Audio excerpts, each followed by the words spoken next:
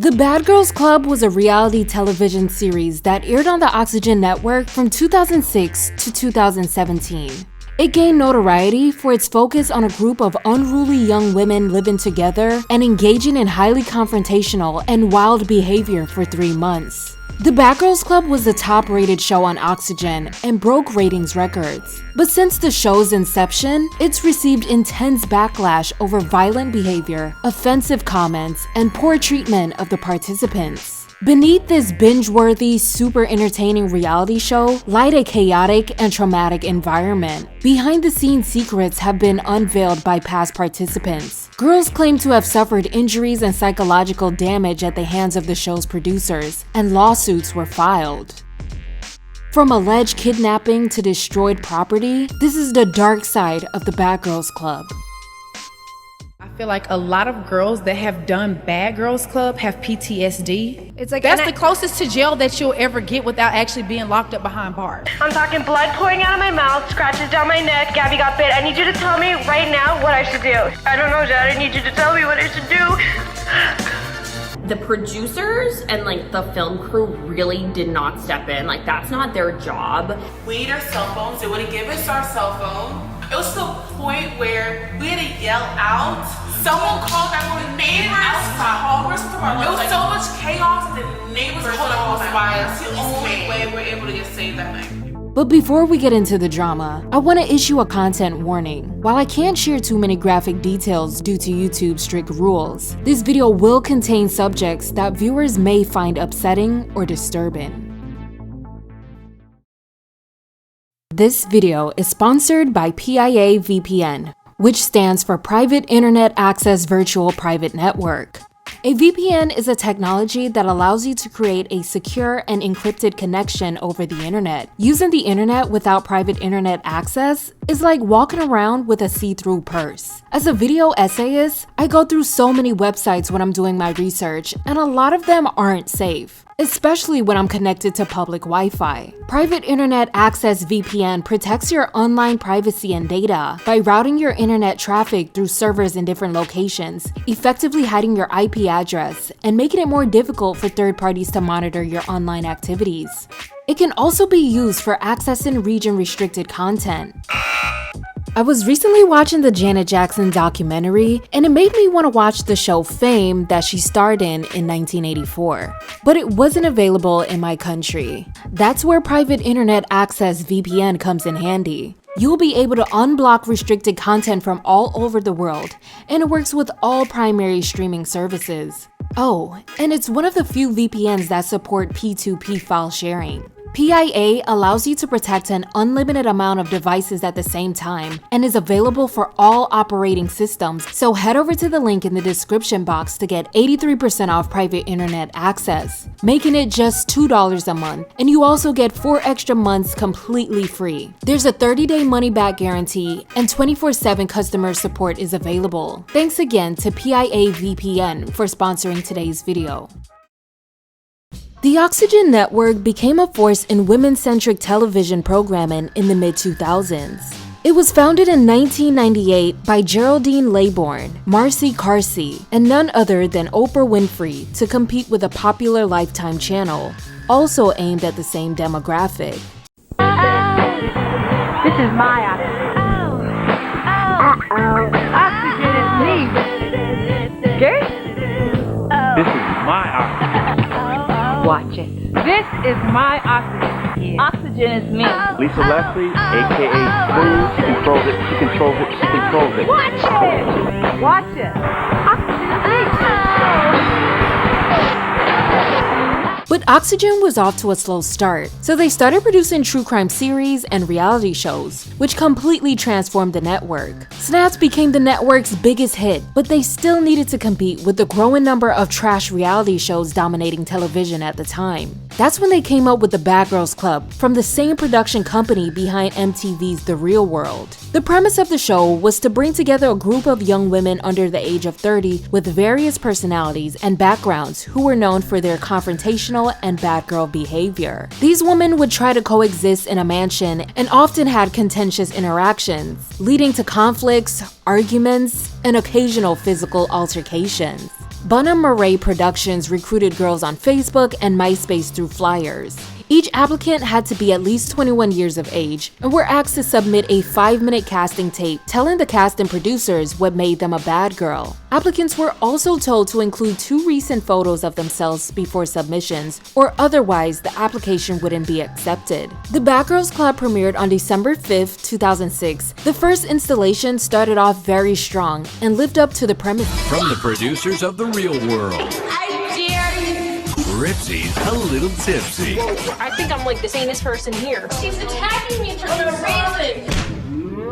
I feel like a complete jerk. Either she goes or I go. The Bad Girls Club, all new, next Tuesday night at 10 on Oxy. Viewers saw participants partying, horsing around, having fun, and most notably, engaging in drama that sometimes went too far. Bad Girls Club became Oxygen's top telecast ever, and it was a hit among 18 to 34-year-old viewers. The series continued to set ratings records, but it received strong criticism for its content and raised concerns about the impact it had on its audience and society as a whole. Critics slammed the network for reinforcing traditional race and gender-based stereotypes. The first 2 seasons had totally different premises. In the second installation, the girls were required to work non-profit jobs and improve their ways. Failure to keep the job would result in their removal from the show.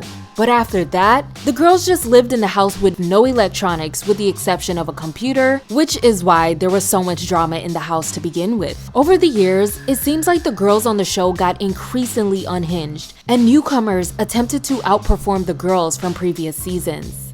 The girls would be kicked out of the house by production for getting too violent or destructive. But where the line was drawn is unclear, since this behavior was seen in nearly every episode without consequence. Aside from the violence, the Bad Girls Club members often found themselves at the center of public backlash over offensive comments. The girls would casually make racist, homophobic, transphobic, fatphobic, and even colorist remarks. But what's crazy is the network never issued statements condemning the comments. Oh, what? What's wrong with you? We're in the limo and Lauren's singing a song and she decides to drop the N-word. I don't really like the fact that Lauren drops the N-word. Even if it is a part of a song, she's getting too comfortable. Oh yeah, no, because that fat I don't give a I'm not one for racist comments at all. I hear Genevicia calling Tanisha all that is unnecessary. I don't give a She came after Darlene No. You ain't gotta say racist about her. I don't give a dog. He's like, oh, I'm not dressed for the occasion. Like, what a I'm over him. Tasha is calling Tony the word is just, it's a nasty word, and it's used in such an ignorant way these days. If you were raised right, then you should know not to use hated words like that. I just don't want to go to like a club all black night. I just don't. You said that out loud. I don't want to go to all black club where it's all black night. I can't do it anymore. I'm not compromising anymore. You're not black, so you will never understand. What you just said was really racist. I'm not racist! No, but the way you just said it. The way I said it came out wrong, and I told her that. I'm not racist. I've dated black men. I'm obviously not racist. I just don't feel like going to a sweaty black place where...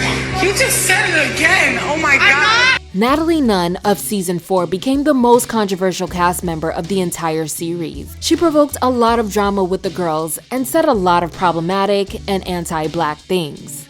You're gonna get the ghetto black bitch. She's gonna punk you all the time. Okay, too black.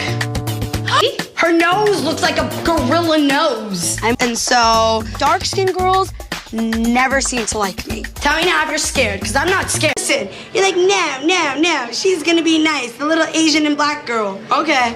Man, I told you, this is Portia's bed. Let her have it. What did you tell me? What did I tell you? I said, Portia's gonna come up in here, a half Asian and black girl, she gonna punk you for that bed. And I'm not Asian, bitch. But her comments suggesting Rihanna deserved what Chris Brown did to her upset a lot of viewers. Natalie supposedly dating or knowing Chris Brown was a big part of her storyline that season.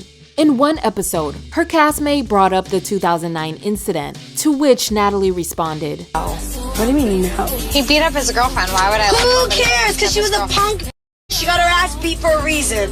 There's no reason to beat a girl. Yeah, Rihanna's crazy. You don't know her. I don't care. You don't hit somebody. She's crazy. You can work everything out with words. You don't need to hit somebody. I want them. I want Chris Brown. Chris Brown's waiting for me. What do you mean, on Willowburg in Hollywood studio? You're the one like, he beats women. He doesn't beat me.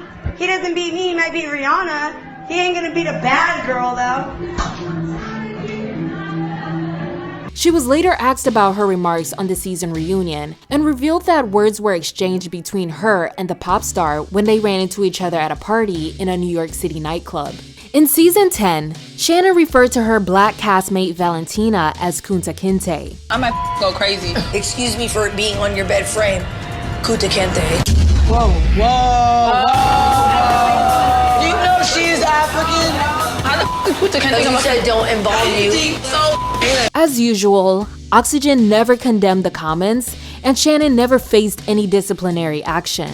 But the network did celebrate it on their website as one of the top moments of season 10. The constant vulgarity around and outside of the mansion also sparked a petition organized by residents of the Sherman Oaks neighborhood in Los Angeles, who says the girls were doing inappropriate things while their children played in the backyard and made noise all throughout the night. So the cops were frequently called. The petition asks to ban all production companies from filming in the residential neighborhoods. The Bad Girls Club permit announced that the entire production was to abide by the minimum outdoor activity noise rule. Season 12 also sparked a debate about whether the show should be allowed to film in the Highland Park suburb of Chicago. The Bad Girls Club has always been cliquey, and the girls usually formed their own friend group or alliances. Some girls built genuine friendships, while the others only clicked up to gang up on, harass, and bully the weakest cast members. They would throw mattresses into the pool, pour condiments, bleach, and other toxins on personal belongings, and even tampered with food. But the producers rarely stepped in to put a stop to the destruction. Hey, Janae, don't put it all out, bitch. We can just go make another one. We making a yard sale, y'all. We having a yard sale. You can pour it. Free clothes. These jeans are not meant for walking. Teamwork. On season 14, there was a rift between the Claremont twins and Jayla and the rest of the house. One night, the three girls left to go to the club without the remaining cast members, who were standing in the driveway dumbfounded. While the three girls were away, the girls were back at the house destroying all of the personal belongings they brought to live in the production house. Shannon, Sinead, and Jayla returned to see some of their belongings outside in the yard. As they went through the house, they found even more items damaged and thrown in a bathtub full of dirty water containing paint and bodily fluids.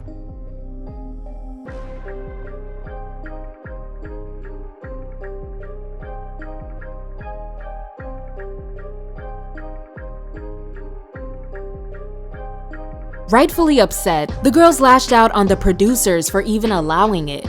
Surprisingly, the producers made the girls who destroyed their personal property go and stay in a hotel for their safety, and asked the twins and Jayla to leave the show for cursing and threatening producers. The twins later revealed that they had threatened to leave the house 2 days prior, but the producers talked them into staying. So they speculate that the girls were instructed by production to destroy their property to give them a buzzworthy exit, which in turn would make great television. Sally's decision to leave the house, Lauren and Jasmine decided to help her pass.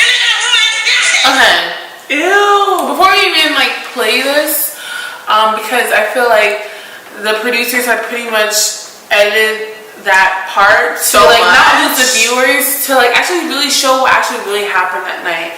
And so to begin with, like we said, 2 days prior, the executive producer sat on my bed and convinced us to stay because we were having issues with the production. We were supposed to be in production because you guys allowed and planned everything that happened that night, literally, and allowed it. There was no end point. It was no voice of out, whatever, that's it. It was really to a point destroyed to no return. You hear me? Suitcases. When we walked in, the production allowed these girls to pack up all their belongings and had a hotel for them. Their car ready to leave. So the moment that the shit was not playing, you guys had this stuff destroyed. So if I were like, oh, I'm gonna destroy your stuff because you guys destroyed our things, we couldn't even have done that because they had already packed up all their belongings and they already had them ready to go because they knew was coming. Morgan of season 5 also made a similar claim about production encouraging her castmates to get her out of the house. Why would you pack my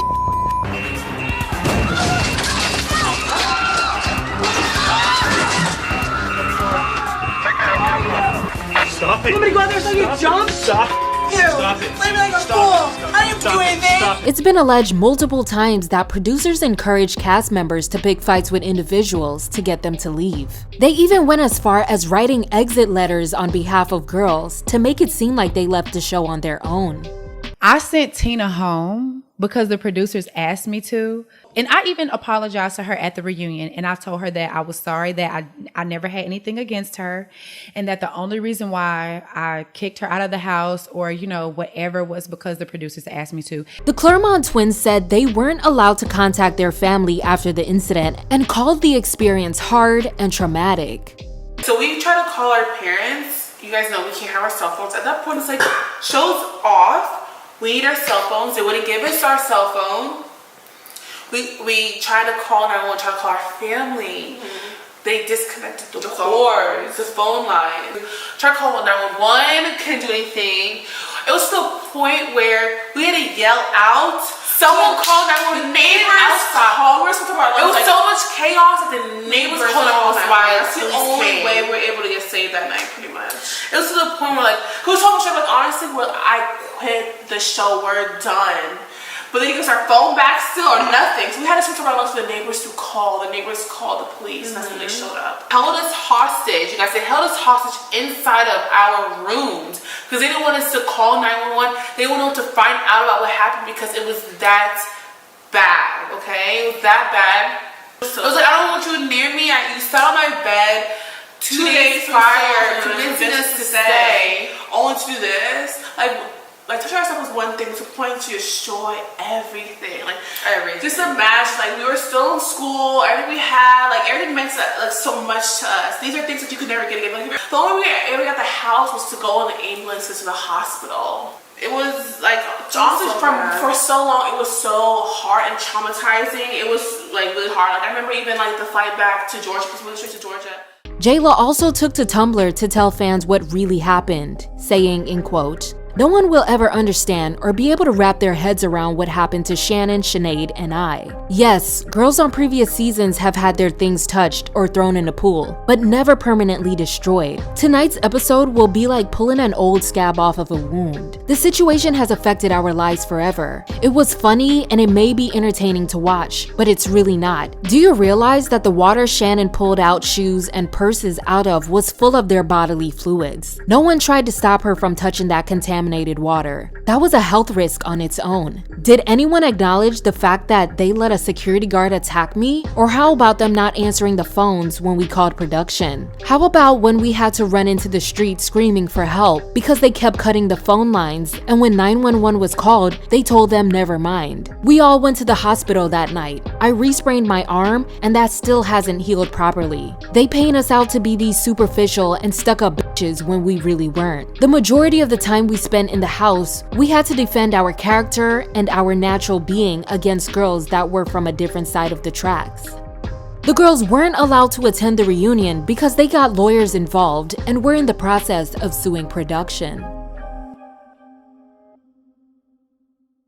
Terrorizing newcomers or replacement members was a common theme on Bad Girls Club, but there were also participants who got relentlessly bullied. As I mentioned earlier, fighting wasn't allowed, and girls were to be sent home if they do so. But this happened in nearly every episode, so nobody knows where producers drew the line. Obviously, the show's entire premise was to show women fighting and insulting each other, but producers allowed things to go too far very often, and critics have slammed Oxygen for glorifying bullying. On season 8, the Victor twins often jumped or provoked fights with replacement member Elise Donovan. Well, somewhere along the way, the tides turned and the house was against Danny and Gabby. In episode 10, the house put the twins' belongings in trash bags and threw their food all over. When Danny and Gabby returned and found out what happened, a brawl broke out and the entire house jumped the twins. They alleged production allowed the attack to go on for over 30 minutes before letting security break it up. I'm talking blood pouring out of my mouth, scratches down my neck, Gabby got bit. I need you to tell me right now what I should do. If you have to fight back, fight back. Dad, there's no way. There's 5 of them. I just got my ass beat. So what are you gonna do? I don't know, Dad. I need you to tell me what I should do. The twins spent the night at a hospital, but were asked to leave the show when they returned the next day. But Danny and Gabby revealed that the actual jumping happened before their trip to Cabo, and that in reality, they stayed in the house for 2 more weeks. Every producer was in the room. Every security guard was in the room. They showed you about like 10-15 seconds of that fight. That fight was really 35 minutes long. Finally, after they got whatever money shot they thought that they got from the fight, they pulled the girls off. The producers brought me and Gabby to a hotel. They wouldn't let me sleep for 24 hours because, one, they didn't bring me to the hospital. And after a fight like that, I should have gone to the hospital. I mean, my mouth was ripped open from here to here. I got kicked in the head, I don't even know how many times. But they didn't let me sleep because they were scared if I fell asleep, something could have happened to me because they didn't know if I had a concussion or not. So they edited it on our season that we went to Mexico, came back, got jumped and bounced. But the truth is, we got jumped, went to Mexico on the trip, which is, to me, was stupid because in all the footage of us going to Mexico, you can see that I have a black eye, I'm scratched. And then they edited it like we came back, got jumped and bounced. We came back and we stayed for like a week, and it wasn't that we couldn't handle staying, we definitely could have. It was the fact that the house was disgusting, okay? Like, they threw food everywhere. Ranch dressing, salad dressing, rice, beans, whatever was in the fridge, they threw across our room, and there was ants everywhere, spiders everywhere, bugs everywhere, and like production didn't pay for a cleaning crew. They told me after I got my ass beat that I could sue, but that I would never be on TV ever again. And I was 22 and dumb, and I was like, I'd never be on TV ever again? Never, no. So I like didn't sue.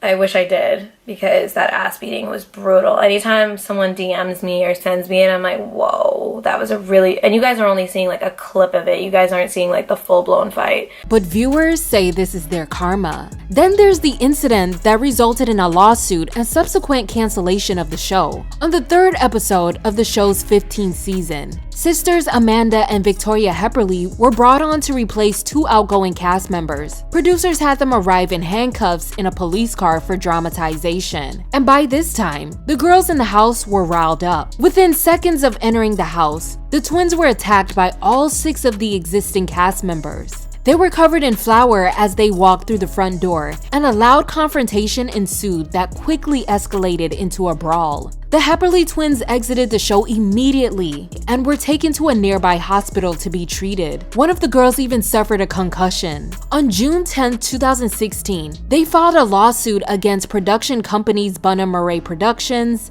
Atrium Entertainment, NBC Universal, as well as the 6 Bad Girls Club cast members, along with 50 unidentified individuals, claiming the attack was orchestrated by producers. The suit alleges assault and battery, conspiracy to commit battery, false imprisonment, and negligence. The twins said they were left bleeding, bruised, dazed, confounded, scared, in shock, terrorized, and completely blindsided by what occurred. Lawyers representing them said, quote, "The network heads themselves approved, ratified, and knowingly agreed to the attack. They did so because they wanted their companies to reap the benefits. Defendants analyzed income over safety and chose money." The lawsuit goes on to claim that producers of the show acknowledged that they were aware of and orchestrated everything. I walked into the house and 6 of you attacked them. There's definitely a line there, and it was crossed tonight. You don't come across as bad girls. You all look like bullies, is what happens. The twins were held in a hotel room after the incident and were told by the producers that they couldn't go home yet or speak to their parents, and their father had to call 911 on their behalf. The suit is also the reason their identities were withheld in the episode. The outcome of the case is unknown, which leads me to believe that it was settled privately. Not even a year later, in February 2017, Oxygen Network announced they were going to focus more on true crime programming, and by May that year, the Bad Girls Club was done for good after 17 seasons on air. A lot of the Bad Girls Club participants exhibited erratic and impulsive behavior, often fueled by alcohol. Some of them already had a host of behavioral and psychological issues, and viewers got to witness them suffering breakdowns in the toxic, chaotic environment. How dare she! How dare she!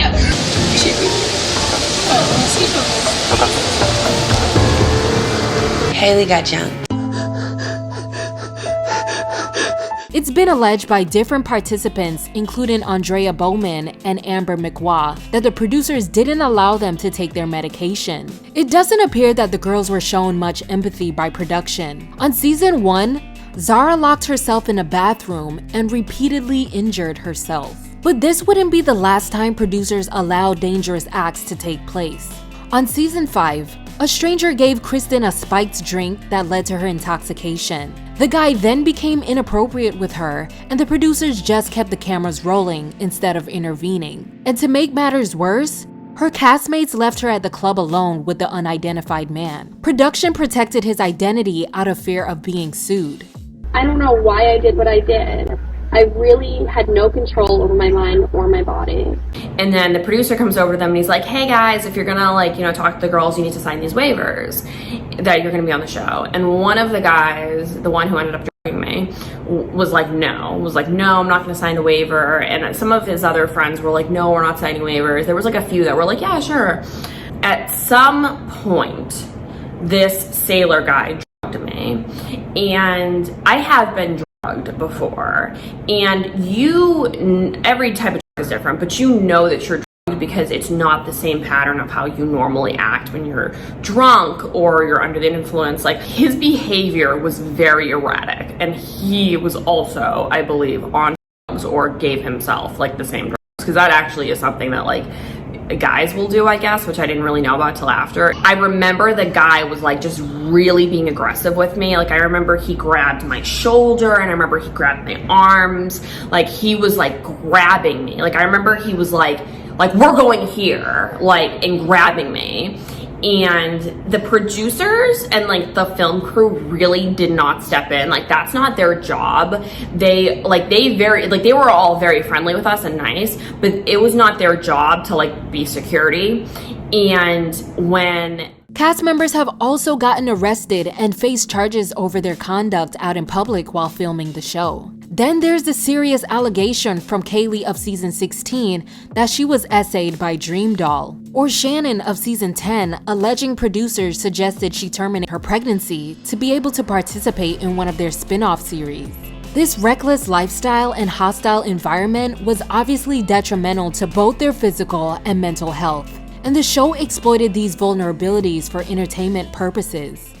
I feel like a lot of girls that have done Bad Girls Club have PTSD because of the way that they were treated. Yes. Yep. They have not reached out, girl. Yeah, goosebumps. They have not reached out to any of us to see how are you mentally after this experience. Is there anything that we can do to help you further your career, or is there anything that we can do to make you feel better, or not even necessarily make you feel better, because we're grown at the end of the day. It's not your job to appease me. But at the very least, we all know how traumatic Bad Girls Club was. That shit was like being in jail. It was, yeah. That was jail. Yeah. It's like that's the closest to jail that you'll ever get without actually being locked up behind bars. They only paid us $500 a week. Yep. Damn. That's it. Time someone has dropped that, but yeah, $500. It's only y'all. They only pay you $500 a week to do Bad Girls Club. When you first get in the house is stocked with liquor and snacks, and you think you're gonna live this life. And when that food and them snacks and stuff are gone, you have to take money out of your weekly stipend to pay for it, unless they take you out to eat somewhere where they want to film, and then they'll pay for it. But everything else you got to take care of. So they're literally just giving you money for you to spend to get fucked up. Yeah. And that's all they want you to do. Ain't nobody, look, that's why I told you I'm very candid. Ain't nobody else gonna tell y'all, but that shit only $500 a week. And the headache wasn't worth it. No, it wasn't. The embarrassment and the mental strain that it takes on you after the fact was not worth the $500. While the Bad Girls Club lawsuits have shed light on the potential dangers and legal consequences associated with reality television and raised questions about the responsibility of networks, production, companies, and cast, the show has still had a negative impact on society and just ended up inspiring a new generation of exploitive content and copycats.